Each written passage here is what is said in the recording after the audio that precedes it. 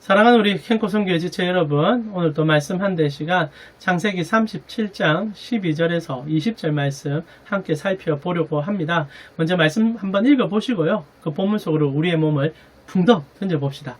창세기 37장 12절에서 20절 말씀입니다.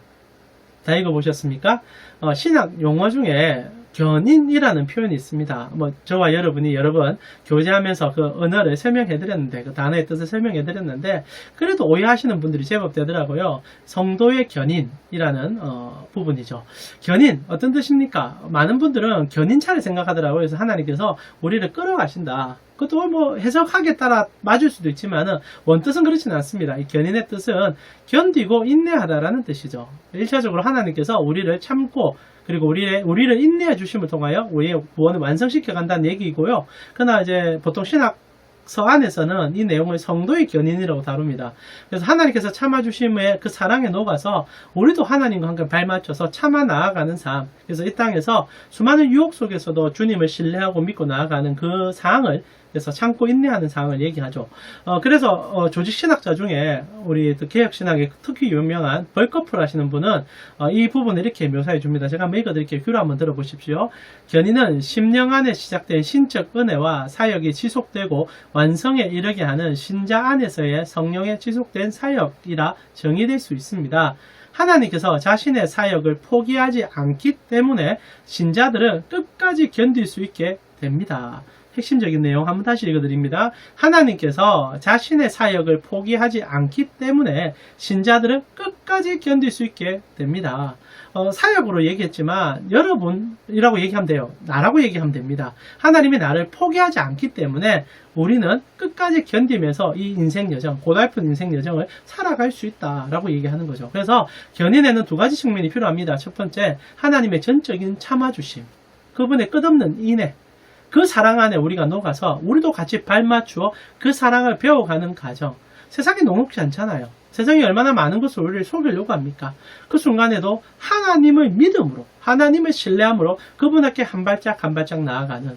그러나 결국 살펴보면 내 발걸음을 이렇게 걸을 수 있게 해준 분이 그분의 사랑과 인애 때문이었다는 것을 깨달는 것, 그것이 성도의 신앙생활이 된다는 얘기죠. 오늘 우리는 이 요셉 형제들의 삶 속에서 하나님께서 얼마나 깊이 참으시며, 그리고 깊이 참으시는 과정 속에 우리가 무엇을 배워 나아가야 되는지를, 사실 요셉 스토리 전체가 그 인내에 대한 얘기입니다. 이 견인에 대한 얘기거든요. 그 사항의 첫 발자국을 한번 띄워봤으면 좋겠습니다. 우리가 저번 주 살펴보았지만 이 요셉이라는 이 정말 성경에서 가장 존경받을 만한 인물의 첫 시작은 그렇게 좋은 시작이 아니었다는 거 살펴드렸지 않습니까? 이기적이고 자기밖에 모르고, 그리고 자기가 가진 힘을 가족 안에서 마음껏 펼치려고 했다. 사랑이 힘인 것을 알고 그 사랑을 마음껏 오해하여 왜곡하여 사용했던 인물이 이 요셉이라는, 우리가 너무나 좋아했고 존경했던 인물인 거 설명해드렸지 않습니까? 그래서 창세기 37장의 첫 시작에는 요셉으로 인하여 가정의 샬롬이, 평안이 깨어지고 있다라는 서두를 던져줍니다. 우리가 읽었는데요. 37장 4절이죠. 읽어드리겠습니다. 그의 형들이 아버지가 요 형들보다 그를 더 사랑함을 보고 그를 미워하여 그에게 편안하게 말할 수가 없었다. 가정의 소통을 깨는 인물, 그리고 가정의 연합을 깨는 인물, 그 인물이 요셉이었다는 거죠. 참 안타깝죠. 형들은 말할 수 없는 죄악을 저질렀던 인물입니다. 그러나 우리의 마지막 희망이라고 부를 수 있는 요셉마저도 이기적이고 욕심이 많고 자기밖에 모르는 인생이었다는 것이 기록이죠. 그리고 요셉이 꿈을 꾸고 그 꿈을 너무 좋아하면서 형들을 희롱하는데 자신의 꿈을 자랑으로 사용했던 인물, 이 인물이 요셉이라는 인물이었다는 겁니다. 그리고 오늘 이제 성경이 시작됩니다. 이런 이제 무너진, 어찌 보면 왜곡되어 있는 가정의 모습이 묘사가 된 다음에 오늘 창세기의 저자는 우리로 또 다른 한 장소의 이동을 통하여 우리의 시선을 집중시키는 일을 하게 되죠. 그것이 세겜이라는 지역입니다. 한번 볼까요? 오늘 여러분과 제가 시작하는 첫 장면이 이렇습니다. 12절에 그의 형들이 세겜에 가서 아버지의 양떼를 칠 때에, 목축업을 하는 가정이었으니까 형들, 10명의 형들이 양떼를 가지고 세겜이라는 지역으로 갔다는 거죠. 여기에 문제가 있습니다. 아시다시피 우리가 창세기를 꾸준하게 살펴보는데 야곱의 이 집안, 특히 요셉의 형제들은 이 세겜이라는 지역에서 큰 낭패를 당하였고 그 낭패에 대한 수습을 잘못하는 바람에 두 번 다시 세겜에 돌아가서는 안 되는 인물들이었다는 것을 알게 되죠. 어떤 일이 있었습니까? 창세기 34장에 야곱이 세겜에 정착하는 일이 있습니다. 형 에서와 분쟁이 끝나고 나자 약속된 땅으로 가기 이전에 잠시 머물었던, 어찌 보면 야곱의 흔들린 인생의 하나의 흔적이기도 하죠. 세겜에 머물었어요. 세겜에 머무는데 다시 이제 당시 화려한 도시 문명이 이제 형성되어 있는 세겜에서 가장 세력이 높았던 그 세겜의 이름을 딴 족속들이 있었죠. 근데 야곱에게 있었던 그 아름다운 딸인 디나를 이 세겜 족속의 족장의 아들이 마음에 흑심을 품고 악한 일을 저지르게 됩니다. 그리고 이제 모든 일이 도화선처럼 붙어버리고 결국 다이너마이트가 터지듯 터지게 되죠. 이 일로 인하여 형제들이 이 디나의 일로 용서하지 못하고, 용서할 일도 아니긴 하지만은 감정을 주체하지 못하다가 세겜을 하나님의 언약인 할례를 통하여 멸절시키는 일이 생기게 됩니다. 그 얘기는 여러분과 제가 34장 속에서 살펴보았었습니다. 그리고 나서 야곱이 얼마나 두려웠는지 모릅니다. 당시는 혈연관계로 다 묶여있는 친족 체계였습니다. 그래서 세겜이라는 족속 하나가 망해버렸다는 것은 그 주위에 있는 다른 족속들이 충분하게 복수를 할 수 있는 상황이 된다는 얘기죠. 그래서 그때 성경은 야곱이 너무나 두려워하면서 이런 구절을 남겨주지 않습니까? 30절에 보니까 34장 30절입니다. 야곱이 시몬과 레이에게 이르되 너희가 내게 화를 끼쳐 나로 하여금 이 땅의 주민 곧 가나안 족속과 브리스 족속에게 악취가 나게 하였도다. 나는 수가 적은즉 그들이 모여 나를 치고 나를 죽이리니 그러면 나와 내 집이 멸망할 것이다. 정말 말 그대로 멸망할 일이 생기게 된 거죠. 원수를 갚겠다 해서 차도는 순간 끝나게 됩니다. 근데 이때 어떤 일이 일어납니까? 이 야곱이 마음을 돌이키죠. 그리고 우리가 하나님을 떠나서 이런 일이 생겼다는 것을 깨닫게 됩니다. 그리고 그가 이제 베델로 돌아가는 일이 생기게 되죠. 그때 그런데 하나님께서 놀라운 일을 이 야곱의 집에 해줘요. 그것이 이제 35장에 넘어가서 5절의 기록입니다. 읽어드릴게요. 그들이 떠났으나 하나님이 그 사명 고울들로 크게 두려워하게 하셨으므로 야곱의 아들들을 추격하는 자들이 없었다. 하나님이 두려움을 사방 족속에게 주셨다. 그래서 그런 나쁜 짓을 했는데도, 그런 악한 행동이 일어났는데도 하나님이 그 일을 막아주셨다. 여러분, 때로는 하나님께서 사랑하는 자들을 편애한다는 것이 정말 가슴 뛰게 느껴질 때가 있습니다. 그분의 자녀들을 향하여서는 하나님께서 때로는 눈을 감아버리는 경우가 있는 것 같아요. 물론 죗값을 치르게 돼 있습니다. 죗값은 하나님의 공의 속에 꼭 치르게 되지만은, 또한 하나님께서는 그 아픔 속에서도 보호하려고 하는 부모의 마음이 얼마나 강렬하게 드러나는지 모릅니다. 이 야곱을 보호하기 위해서 하나님께서 사방의 두려움을 준 거예요. 그리고 더 이상 추격하지 못하게 하는 일이 생겼다는 거죠. 자, 여기에 문제가 뭔지 압니까? 성도가 은혜를 받았으며 은혜인 줄 알아야 합니다. 감사하고 고마워서 오히려 더 엎드려져야 되죠. 야곱은 실제로 그렇게 하려고 합니다. 그러나 나머지 자녀들, 같은 신앙 안에서 같은 교회의 핵심 멤버로서 어떤 신앙으로 변질되어 가느냐. 하나님이 지켜주니까 이놈들이 착각을 한 거예요. 세계에 있는 주위의 많은 족속들이 우리를 두려워하는구나. 그들이 하나님으로 인하여 두려움을 가진 거지 내가 두려운 게 아닙니다. 우리가 두려운 게 아니에요. 근데 이 야곱의 자녀들이 우리가 이렇게 막강한 세를 가지고 있으니, 우리 손에 힘이 있으니 세상의 많은 사람들이 우리를 두려워하구나. 착각에 빠진 거예요. 그러니까 오늘 이거 정말 못된 놈들이에요. 세겜에 가서 양을 치는 거죠. 두 가지 측면입니다. 첫 번째, 자기들의 죄악을 깨닫지 못했다는 이 추악한 죄인의 모습을 보여주고, 두 번째, 오히려 자기들이 죄를 지은 것을 영웅시하고 있다는 거예요. 이 깡패죠, 깡패. 주먹 쓰고 남에게 물건을 뺏어놓고 우리가 막강한 힘이 있으니 세상이 우리에게 고개를 숙인다. 착각에 빠져 있는 거죠. 그래서 세겜에 그들이 다시 돌아갔다는 겁니다. 못된 놈들이에요.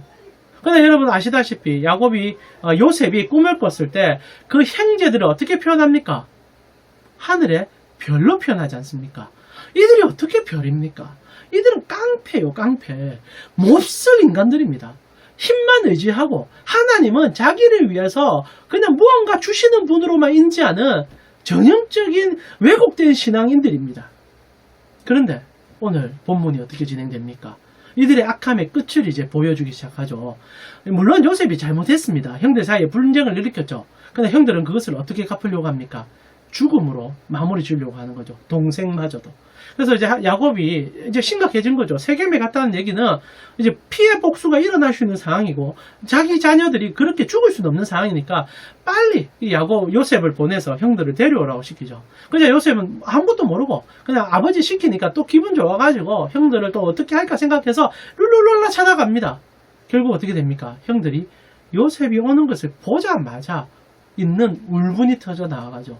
이것이 세겜에서 일어나는 일인 것을 꼭 기억하십시오.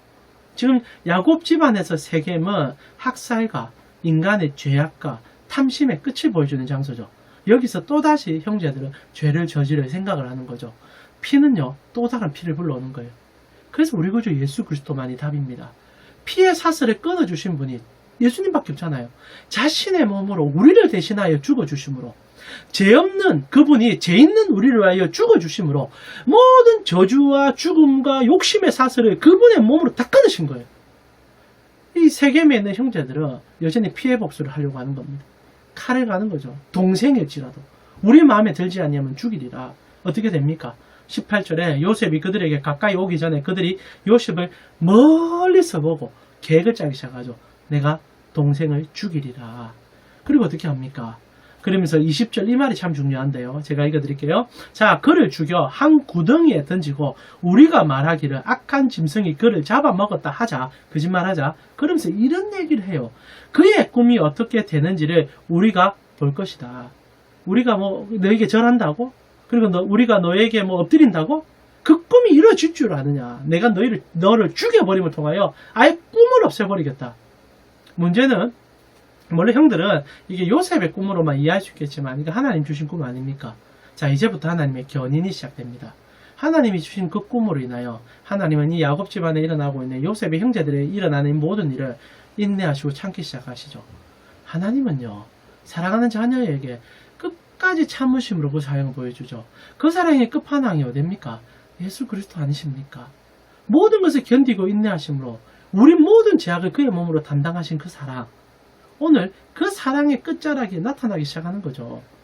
그런 죄악을 저지르고 하나님을 비웃으며 지금 야곱의 형제들은, 이 야곱의 자녀들은, 요셉의 형제들은 하나님을 만홀히 여기고 사람을 만홀히 여기고 있습니다.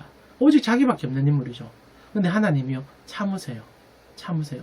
그리고 그들이 이런 말 합니다. 하나님의 꿈이 진짜 이루어진지 한번 지켜보자. 어떻게 합니까? 진짜 그 꿈이 이루어지게 해줍니다. 이제 시작이죠. 이제 앞으로 이런 죄악을 저질렀던 이 형제들은 하나님으로 인하여 별이 되기 시작할 겁니다. 이제 하나님이 별 만들기 시작하는 거죠. 요셉은 또 어떻습니까? 이 과정을 통하여 여러분 목자 가정에서 머리가 된다 한들 세상 속에서 뭘 할 수 있겠습니까? 그러나 이 일이 하나님의 섭리 속에 들어가자 결국 형제들이 다음 주에 보겠지만은 이제 종으로 팔지 않습니까? 그리고 어떤 일이 일어납니까? 이집트로 잡혀가서 보디발의 집에 종으로 들어가는 순간부터 하나님의 집중적인 교육이 들어가죠. 17년간 그는 훈련받게 되고요. 결국 어떻게 됩니까? 13년간 훈련받게 되고 그는 어떻게 됩니까? 총리가 되게 되죠. 근데 재밌는 얘기 하면서 오늘 마무리하고 싶습니다. 그러고 나서 나중에 형제들이 이 요셉을 다시 만나게 되잖아요. 오늘 얘기합니다. 그 꿈이 어떻게 성취되는지를 보자. 그리고 그 꿈이 성취되는 장면에 자기가 서게 돼요.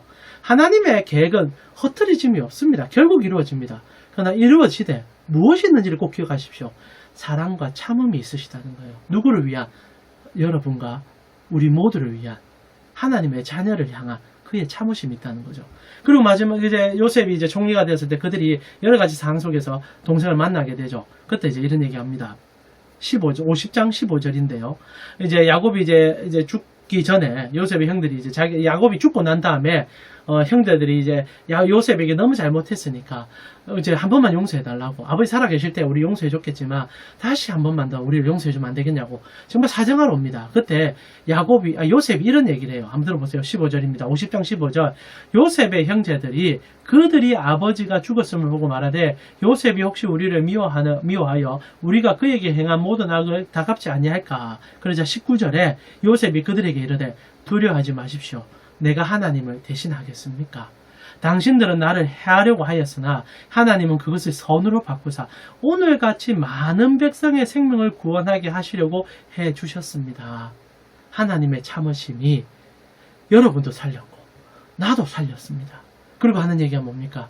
이제 우리가 하나님 앞에 어떻게 해야 되겠습니까? 이날 이대로 별이 되는 거예요. 이날 요셉은 하나님 앞에 서게 된 거예요.